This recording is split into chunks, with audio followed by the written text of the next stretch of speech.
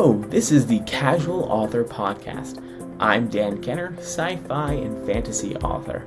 I've got a few things on my plate, as do you, and I want to help you be productive and have a positive mindset as you navigate your passion for writing while managing life's expectations.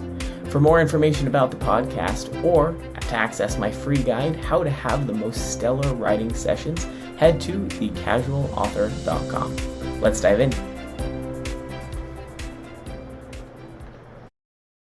Hey there, it's Dan Kenner with another episode of The Casual Author. Today is Friday, January 9th, 2026, as I record this. First episode of 2020, so of course I had to make that mistake at least once. But today I am talking about keeping it fresh and how that will help you when you are in the throng of everything. You've got the chaos of life and work and kids and whatever else you have going on, how keeping it fresh and keeping it new will help you to be more productive and stay engaged with the work that you're doing. So the work that you're doing, referring to authoring, of course, since that's what this podcast is about. So it's another solo episode.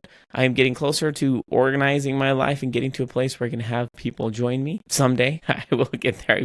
I keep saying that, but until then, you get to listen to me. So it's been a number of weeks since I've had an episode, and I'll try to be brief. There's so much I can say about the homestead, about the kids, about life, and I'll try to keep it brief. It's just so that you don't burn at the ears, so to speak. I think the biggest thing is that this has been the wildest winter I think I've ever experienced, particularly here in Idaho Falls. Now, we've been here for a good 5 years now, and the first 4 years were what you would expect from a winter. It gets cold, everything freezes, you don't see warm weather until March, right? March or April.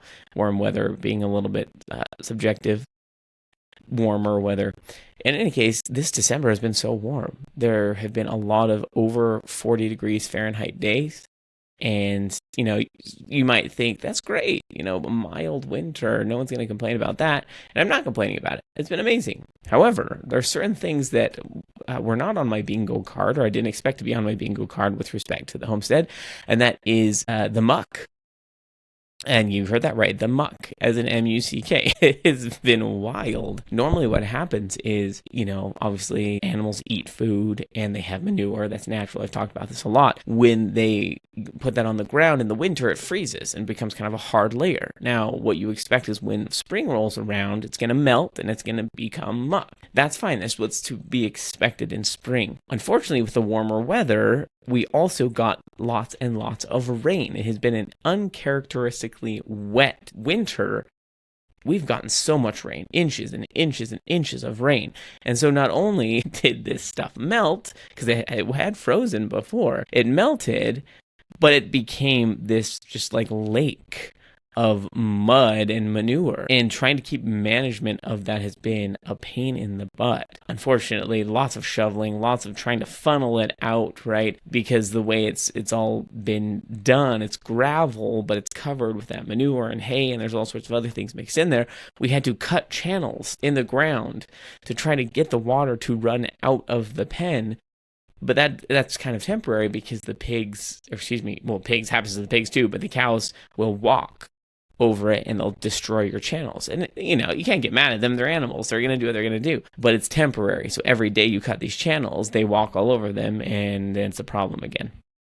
So that's been interesting. And now that we've gotten to hard freezes within the last couple days, all of these pock marks are in the ground and they froze that way. So fortunately, the cows are heavy enough that I think they just kind of break through the frozen, and they're careful. They've got hooves, so it won't hurt their legs. But when you're trying to push a wheelbarrow full of manure and things you're trying to get out of the pen every day, you get them up before they freeze. Trying to get over those hills and valleys that they've created with their feet has been such a pain.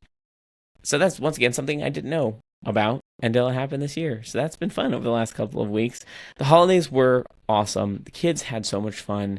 We always go all out for Christmas, and it was very strange. On Christmas Day, it was 45 outside, so we ended up going outside and playing outside on Christmas Day. Very strange, but the kids had fun. They had blasts. We've been doing a lot of diving and digging into our kids' interests and really getting them what they find meaningful. So they all got very different things. This isn't the first year we've done that. It's just been more so this year because they are getting a little older. When they're younger kids, a lot of them are pretty excited about the same things, and it's just easier, multi-packages of things. But now they're old enough that we're getting them very different things. The delight on Christmas was so much fun. And as I've said before, had chores, but it wasn't a problem because it was so warm. Other than the mess that we had to deal with, they didn't mind going out and doing chores on Christmas. So that was positive. I hope to get a little bit more rest and relaxation during the holidays. Didn't happen as much as I hoped. That's just by nature of my work. I didn't take a whole lot of time off, but that's okay. It is what it is. Just take little times here and there that I can. Really enjoy the time with the family, though. So, other updates, kind of stepping back in the homestead, is that the pigs are destructive as ever. So, if I were to take a picture of the pen, you would see how deep they dig holes. Now, we knew pigs were diggers. I've said this over and over again, but I did not expect them to dig so deep underground. They're not ruining the ground. We knew it would happen. It was gravel there. They're kind of digging up gravel. But I didn't expect them to be so destructive with respect to everything else. Fortunately, they have not broken their waterer, which is this big old barrel of drums with these nipples screwed in. The water can come out if they bite it. If you have pigs, you know what I'm talking about. But their feeders, their troughs that I made for them, I reinforced those things so many times. And despite any efforts I have put into it, they will just break them anyway. They're heavy, right? At this point, they're hundreds of pounds. And they've got this thick fur, which somehow they look clean considering they're laying in mud and stuff all day. It's kind of crazy. I guess they lick each other.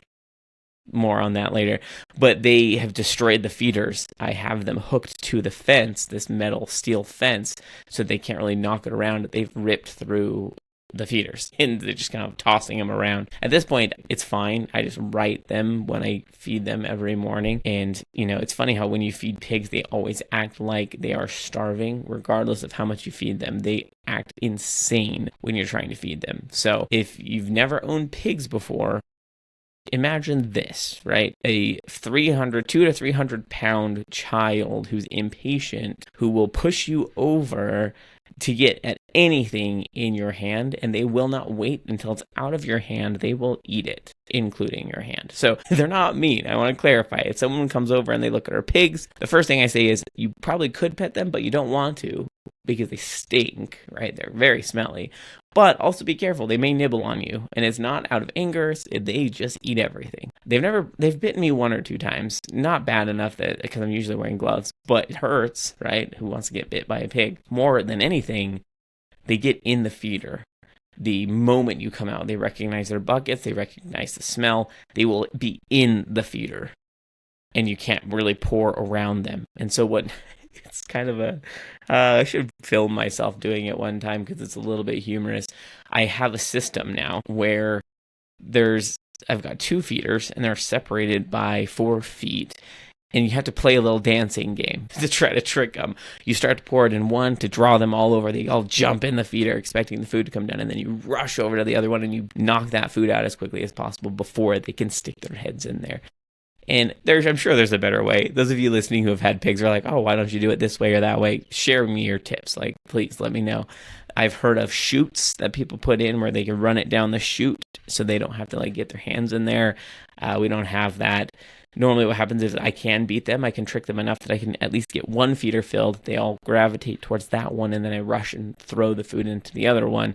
And then I actually have a third pan that I drop in there for the third pig, because obviously, naturally, they're not good at sharing. They will push the runt out very quickly, and then that pig goes without food. Anyway, since I've had this 3 feeder routine thing, it's worked, but they still get in the way sometimes so fast, they just kind of have to tap the bucket on top of their heads, and it just comes out on their heads. And then they lick each other, right? I'll spare you the details, but they clean each other off. They will find every teeny bit of food and grain anywhere, and they'll dig through the mud. It's quite impressive how accurate they are. So that's been fun. I try to avoid getting splattered with it as much as possible. Unfortunately, I have farm clothes, so I change before I go do any of this. But still, who wants to be splattered with pig slop? I'm good. I'm really good. So that's the pig, and that's how things have been going. The good thing is they eat their food and drink their water so often that it won't freeze. They get to it long before it can freeze. So that's an advantage. Now, on the cows, if you recall, a couple months ago, we had I guess it was about a month ago, we had a heater that you drop in the water, and the steer, at this point, we don't know if it was the steer or the milk cow, Lucy, but one of them ate the cord. It was about a 6-foot length of cord, and obviously the heater can't work without a cord. They didn't get shocked. Everything was fine. No one's sick yet, so I guess it was just the damage of the heater. We went without a heater for way too long. All this warm weather kind of deterred me from actually putting the new heater in the water. We just went a long time without it.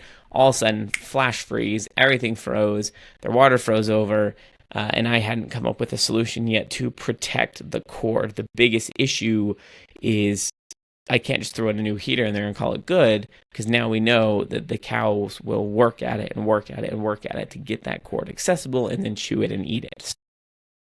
I originally thought I was going to screw a hole through the shop and let the water sit near the shop and just have the cord go through the shop. I didn't love the idea of drilling a hole in the shop though. So what I ended up doing was it looks like a second grader job, to be completely honest with you, but it works so far.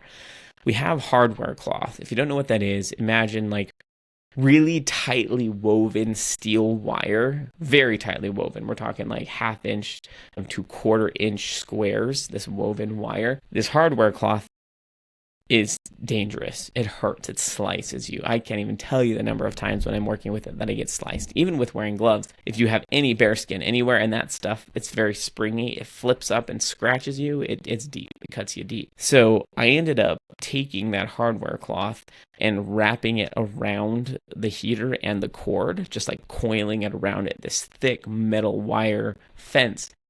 And so far, they haven't been able to get to it. So I just dropped it in and I kind of zip tied things together. Zip ties are a wonder. I told you it looked like a second grader hack job. But they get their little noses in there to try and get the cord, or they wrap their mouths around this hardware cloth, and it hurts. It's going to poke them because it's got, where you cut it, it's got these tines sticking out of it. So that's worked. They've had the heater in there for a good week and a half, and they've tried to flip it over a couple times, but they can't get to the cord. So crossing my fingers that it works. At least their water is melting and everything seems to be working well. On the other side, we had to get a heated bucket. We had a heated bucket for a while for the baby, for Maisie. Just calling her baby now is a little bit of a misnomer since she's like a good 120 pounds or more. She's starting to get really bad. Actually, I think she's probably a good 200 pounds now. She still needs water, and her bucket started freezing at night. So we have this heated bucket. You plug it in, and it keeps it from freezing. Unfortunately, though, the way everything is situated, I had to figure out how to get an extension cord into her pen, but not accessible so that she wouldn't chew on it. And I couldn't run through the other cow pen because then we know Mac would chew on it, or Lucy. So what I had to do is freezing. The roof has ice all over it. I had to essentially run the cord along our neighbor's fence on the other side, just kind of hanging at the top, or it's too tall for her. She can't reach it. And then up and over our huge shop. The shop ceiling is probably 16, 18 feet high. So I had to climb on top of our shop and try not to slide off as it's frozen. I'm sliding all over the place. Have this 100-foot extension cord going around and over the shop and then down and into it. It's kind of humorous. My son was there just watching me do this, and I think he was just like, Dad's going to fall. He was convinced I was just going to fall off and die. I didn't.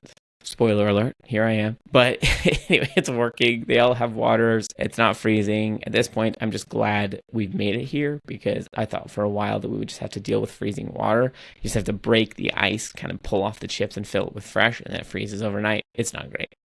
Highly do not recommend. Anyway, that's kind of the saga of the waters.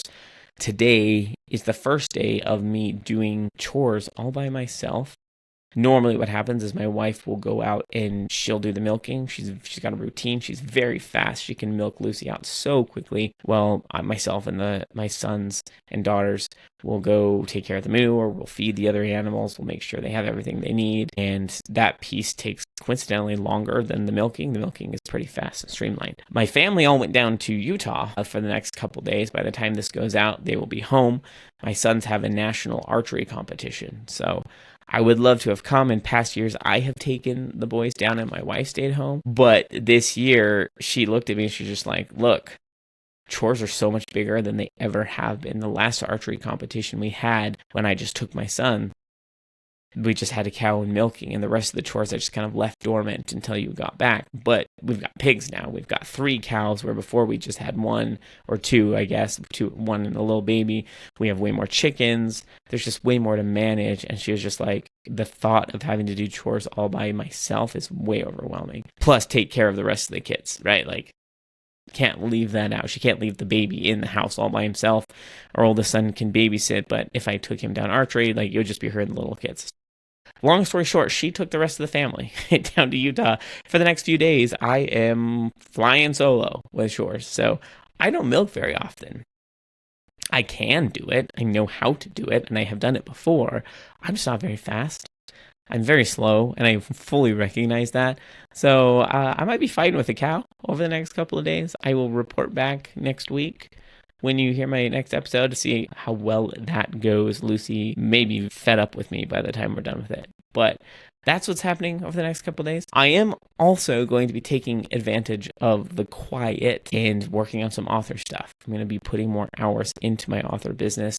What that looks like, I'm not quite sure. So this is the perfect segue into the author bit of it.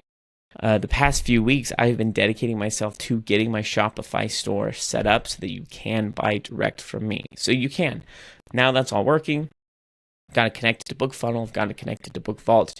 Essentially, I have my own Amazon e-commerce store. So if you want cheaper books and you want to support me better, then you can go to dankennerbooks.com and you can buy any of my books from me, with the exception of The Kids of Cyber City. Those are published through a publisher, so I don't have access to those settings, unfortunately. I might start selling signed copies of those at some point, but for now I'm not. dankennerbooks.com. The crazy thing is I can charge less money on Dan Kenner Books and still make more because of how much Amazon takes. Now, I want to point out I'm not an Amazon hater. Definitely not. I appreciate Amazon. Everyone uses Amazon, or most people do. It's very familiar. Buying from them is easy, especially if you have Prime. So I want to point out, you're welcome to continue buying my books on Amazon. I have no issues with that. However, if you don't mind how you get those books delivered to you, you can buy them at a cheaper price at dankennerbooks.com, and the support is better. So I'm just going to throw that out there as an option. It took an enormous amount of time to get that up and running.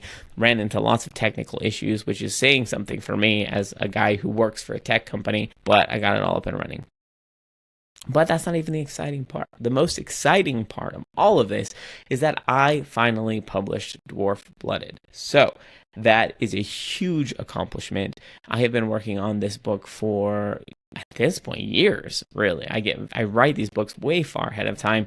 This book was supposed to come out in September of 2025. And here we are. I'm recording beginning of January, but the book was published end of December, and I made it. So I love this book. This is the 3rd installment of the Hidden Heritage series. This follows the Dwarf Blooded half-blood teenager. You haven't met her yet, so I don't want to give any spoilers, right? If you've read the end of the 2nd book, it drops a line, a little bit of a spoiler about it, and so you get to read about this half-blooded dwarf teenager. Her experience is wild. It was definitely from a new angle that I've never written from before. And the ending is shocking. I'll throw that out there. It's available now, dankennerbooks.com, or at Amazon as well. I'll put links in there. I'm trying to get it uploaded to Ingram so you can buy it like Barnes & Noble and Target. Having some issues with some formatting, but at least for now you can get it most other places in ebook and then in print from my store and Amazon. So we'll get there. Baby steps. Then, let's see. Lastly, from a Ream perspective, if you've been following me for a while, I do have the subscription-based Ream tool where you can pay a few dollars, a couple dollars a month, to access a short story that I publish every month. So this is just a fantasy sci-fi short. And then you can also pay for a slightly bigger tier to get early access chapters to the next books. So the next one is actually Fairy Blooded in the Hidden Heritage, and half of those chapters are already released. So if you were to subscribe now, you actually get access to everything that I've already posted. So just consider that for a few dollars a month, you can actually access most of these books anyway. The Hidden Heritage books that I posted these early chapters for, and the short stories. The short story this month for January, it just came out, it's called The Measure of Control.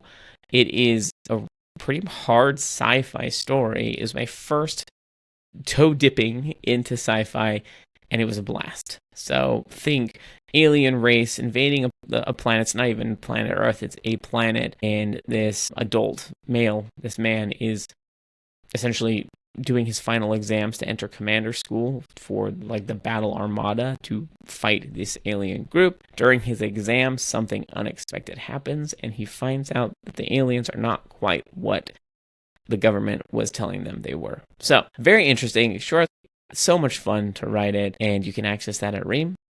And then, of course, all of the other short stories. At this point, there's a good 10, 12 short stories that are accessible for all the past months.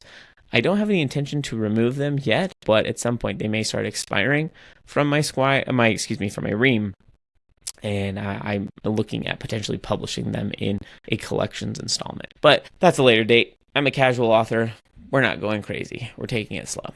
So I believe that's everything in terms of homestead and family updates. A little bit longer than usual, so thanks for bearing with me. In terms of the subject, I was reflecting recently on just burnout and just the chaos of jumping from one thing to another. You've got appointments, you have kids, their needs, hanging out with them, talking to them, being available for them. You've got a job, you've got homesteading, and the author on top of it. Just burnout is a reality, and I wish it wasn't a thing. I wish that I didn't experience it, and I wish that a lot of other people didn't experience it, but it's a real thing. And so I was reflecting today on how do I circumvent that? Now, it's not 100% foolproof, but there are certain things that I do, I wouldn't say day to day, but on a regular basis that kind of prevent this burnout feel. It can become challenging to find that creativity, to have that drive to sit down and write, even if you schedule a time or even if you squeeze in that 15, 20-minute time block to write something. I talked about in the past, keeping it small, being consistent as often as you can, being okay with, maybe writing sessions that aren't as good as others because maybe they're not at the perfect time of day.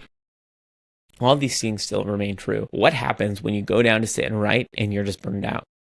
And you think, I can't do this. I don't have stories. I don't have the words in me. I don't even feel the creativity that I need to get the words down on this page. Now, I'm not going to go through all of the different tips that I have in mind. I've already talked about filling your creative well. I've talked about keeping things small. I've talked about the little by little approach to being productive.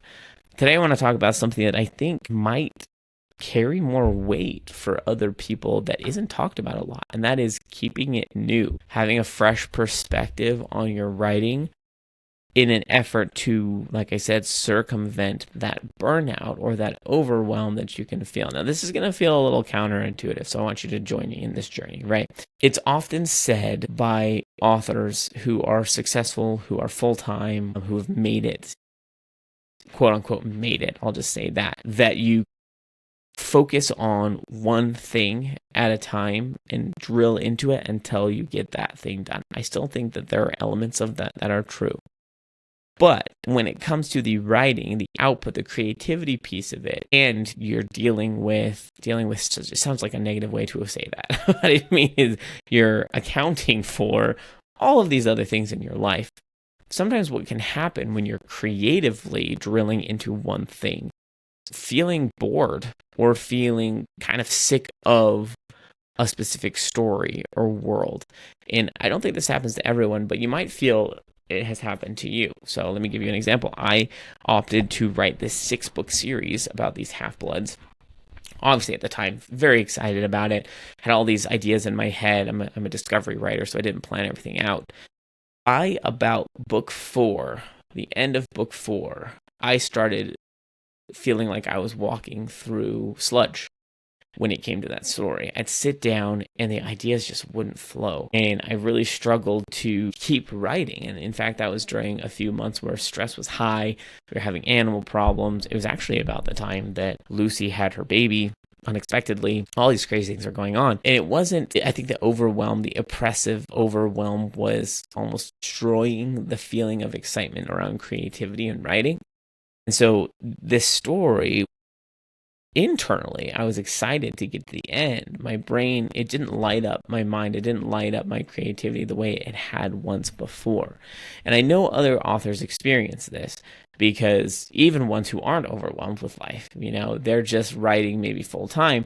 You'll hear words like, oh, I just kind of sick of that, or I was a little bit bored of it, or I had to set it aside and work on something else. And I think it's okay to recognize that sometimes if you're beating a dead horse, or you're focusing on a concept or a story for so long, sometimes you just start to get a little bit bored of it. Maybe bored isn't even the right word. You just struggle to build upon those ideas and keep moving forward with the story. And that is a signifier that you need something new. You need to take a step back and try something fresh and try something new. So the way I've gone about doing this is a little bit unconventional, and this is where I say tread on water lightly with this one, because it can be a productivity detractor if you maybe lean a little bit too far into it. What I'm talking about is my monthly short stories. So what I was finding was, while I'm still excited and engaged about the hidden heritage, 6 books is a lot. And you're with the same characters most of the time. Sure, each book is from a different character's perspective, but the world itself was starting to feel a little bit stagnant, because as much as I could think about it, as much as I could research it, it was starting to get a little old for me, mixed among this overwhelm and everything else that was going on. And so I just had this thought, I was just like, I just have to set it aside, right? I have to set this aside for now, but I still need to keep writing, right? I was nervous. I'm not generally great at working on 2 projects at once, because my brain will be too split and I can't really bounce back and forth. I mix writing styles. It gets a little funky. But I had this idea. I was just like, I had this spark of an idea of, well, what about this little story that has some exciting prospects? How do I go about taking a break and writing this story and then still having the drive and motivation to go back to this other one? I don't want to set it aside. I still have a publishing schedule I'm hoping to keep up on. And that's where the short stories came in. I decided, well, what if I just light up one of these exciting new ideas temporarily, reach an ending point, and then let it kind of cleanse my palate, so to speak, when it comes to the writing and creativity. And it has worked so much more effectively than I expected. Now, I'm going to take a step to the side and say, when I look at my Ream and the support I've gotten there, thank you to those who do support me on my Ream. That's a subscription-based access to these short stories. Thank you. It's not getting as much traction as I hoped. And so I have constantly thought about, should I roll this back? Should I pause on this? Should I keep moving forward with this? Because it does take quite a bit of time. I come back to this, but I already have the content for it. I'm already writing these short stories. It's just part of my system. It's part of what I'm doing now, so I might as well post it on Ream. These monthly short stories have helped me drive forward and keep that freshness with the hidden heritage. Now, there's a little bit of a caveat. I'm not necessarily producing as many words for the hidden heritage as I did before, because per month, I'm putting about 10 to 12 to 15,000 words into this short story, which, yes, you could say is detracting. I'm using air quotes if you're not watching, from the hidden heritage. But for me, it's that palate cleansing idea where I just get to really go all in on this exciting story, get it out of my system. And then I look back at the hidden heritage and I think, oh, actually, that drive, that spark of writing is back in me again. I can just dive right in back to the story and just kind of drag that excitement from the short story into the writing of the hidden heritage. And that newness, that freshness, that excitement keeps up that drive. And so every time I get to my 20-minute writing window or the 15-minute writing window thrown into the day where it's accessible, I have that curiosity, that excitement to be like, this is something fresh, this is something new. So this might not be for everyone. Obviously, take this advice with a grain of salt. But if you're finding that your stories are feeling a little bit old, it's okay to take a step back and write something new. You don't feel, unless, of course, you have your predisposed or predetermined dates for releasing things, you can release whenever you want, right? If you're a casual author like me, You don't need to feel the pressure to push content out at a specific timeline. You can do it in a relaxed way, in a more casual way. And so the only person who might be waiting for you to finish that other novel that is feeling a little stagnant is you. Now, it's a good thing if you have some readers waiting for it, but who's going to complain if you say, I took a little bit of a break on this book, but here is a different story, or here is a short story, or here's another book idea that I'm working on to spark that excitement, not only in you, but in your readers. So I think something to keep in mind that we may prevent ourselves from writing something new because we have this ideal that we can't start something until we write the end. That's not necessarily true. But now into the word of caution, right? Some people take this a little bit to the extreme. This isn't me, fortunately, but I have talked to some authors who get a little bit too ingrained in the bouncing, and they find themselves not completing anything. This is why short stories work for me, because that new freshness has an end. If I were to say write like multiple novels at one time, that may work for you. Just be cognizant of the progress you're making and make sure you consent to it. It sounds funny to say that, but make sure you consent to the speed with which you will write these books if you are doing more than one project at a time and you are keeping that freshness by bouncing from one to another. But I will say, put stock in that palate cleansing, in the I guess, proverbial flossing of your mind with respect to creativity. It carries a lot of weight. It carries a lot of power. And trust yourself to keep that newness and that freshness alive and that excitement, and just give it a go. I think you might find that if you're feeling stagnant, if you feel like you're struggling, then that is an option. Now, of course, there are always the well-filling creativity options, such as reading, watching movies, consuming stories. I will always be an advocate for that. But I will say there's something different about writing something new. So consider this. You aren't aware of what your capacity is or what your brain is capable of cooking up until you actually put it to the test by writing something. So that's why when you reach that stagnant point, there are advantages to reading and or consuming other people's stories, but you don't necessarily know what your brain is capable of until you actually get in and start writing. So pick something completely off the wall and go with that. And you might find that by introducing these new concepts, it actually unlocks a part of your other story that you might not have been able to unlock without trying something a little bit new.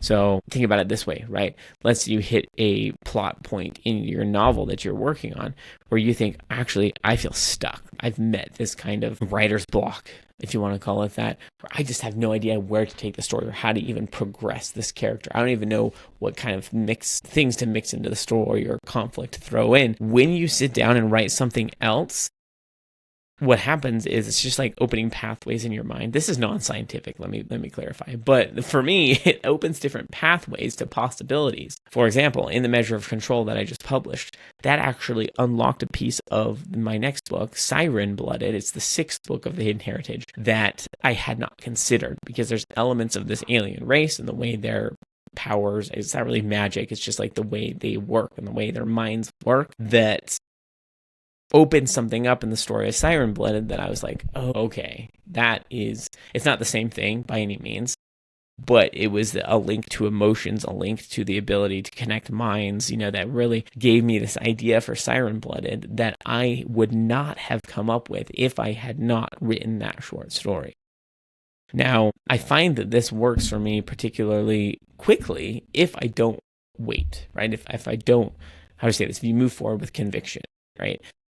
Before, I was a little bit hesitant to start writing these short stories, and so I'd hit a roadblock or a writer's block or whatever you want to call it, where I wasn't quite sure how to progress, and I would just sit for, a week, sometimes 2 weeks, and write little words here and there, and the production was just slow, and I wasn't happy with the output. And the whole time I was thinking, I don't have time to write something else, or I don't want to take the time to step away from this because it'll detract from this story. But in reality, it was already being detracted from. I wasn't being productive. I was stagnant. I was struggling to write anything. And so why not produce something else during that stagnation period? I fought it for so long. And now I know the moment I hit that stagnant spot, I'll give it a good day. I'll say, I'll think about it. Maybe I'm just tired. Maybe I'm just sick, right? I'm not going to just give up, so to speak. I'll give it a little bit of time. And if within the next 24 hours or 48 hours, I can't break through or navigate around this stagnation or this blockage in the story, I'll just simply set it aside without question and just start writing something else without question. Because I know with definity that that's going to unlock something, and it does every single time. Every single time. And I've just stopped denying it. I've stopped preventing myself from progressing and just saying, that's okay. Pause on the story, write something else exciting, pick it back up. I'm excited about it again. The longer you wait, the longer it will take you to break through that blockage. And you just train your brain to experience that excitement, the opening up of possibilities, really opening up your mind to all sorts of creativity. You'll find that you'll start to make more progress. So if that's where you are, if you're feeling stagnant, if you're feeling like you've been working on the same book for 10 years, you've been editing it and revising it, take a pause. Seriously, you don't even have to publish the other thing you write. Just sit down and write words. Write 1,000 words, 2,000 words, 3,000 words. I'm not even asking you to finish it. The finishing of it is just advantageous because then you don't have the kind of temptation to come back to it too much. But just try writing something else, and I guarantee you will find that your other story, the one you've been hitting, will start feeling fresher itself because of that palate cleansing creativity that you put into it. I will say this alternatively as well. If it's not writing something else, if you like to paint, if you like to solve problems, if you like to build things, that counts as a palate cleansing creativity piece. So you don't have to write something new, I guess I should say. If you have other skills or other interests, try those as well. Just take a break from that story itself and then come back to it, and you'll be in a much better place. So that's just what I've learned. I hope you found some tips and tricks from that. I hope you feel excited and comfortable with it. If not, let me know. Comment on the YouTube channel or on wherever you're listening to this. I appreciate you listening. Thank you for your support. I would love if you could share it with your friends and family or other people who are looking for advice on how to keep their author business rolling and or dabble with it despite life and school and family and pets and whatever else you have going on. And then, let me know where you're listening. I'd love to hear from you. Let me know how you feel about the content. If you'd like more of something or less of something else, I'd love to hear your feedback. But thanks again for listening, and I hope you have an excellent week. Bye.